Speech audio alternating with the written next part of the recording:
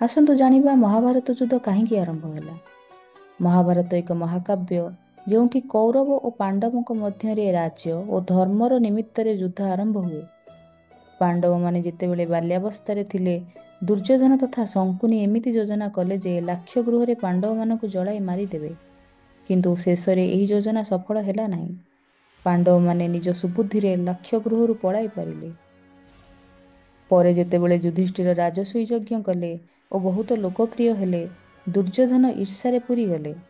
ଶଙ୍କୁନି ଛଳରେ ଯୁଧିଷ୍ଠିରଙ୍କୁ ଜୁଆ ଖେଳିବାକୁ ବୁଝାଇଲା। ଏଥିରେ ଯୁଧିଷ୍ଠିର ତାଙ୍କ ରାଜ୍ୟ, ଭାଇ ଓ ଶେଷରେ ଦ୍ରୌପଦୀଙ୍କୁ ମଧ୍ୟ ହାରିଗଲେ। ଏହି ରଙ୍ଗମଞ୍ଚକୁ ଦ୍ରୌପଦୀଙ୍କୁ ଦୁର୍ଯ୍ୟୋଧନଙ୍କ ଭାଇ ଦୁଶାସନଙ୍କ ଦ୍ୱାରା ଦୁଃଖଦ ଭାବରେ ଘଷି ଅଣାଗଲା ଏବଂ ଅପମାନ ଦିଆଗଲା। ଏପରି ଅନ୍ୟାୟ, ଅପମାନ ଓ ପ୍ରତାରଣା ପରେ ପାଣ୍ଡବମାନେ ଦ୍ରୌପଦୀଙ୍କ ଶପଥ ଓ ନ୍ୟାୟ ପାଇଁ ଯୁଦ୍ଧକୁ ବାଛିଲେ।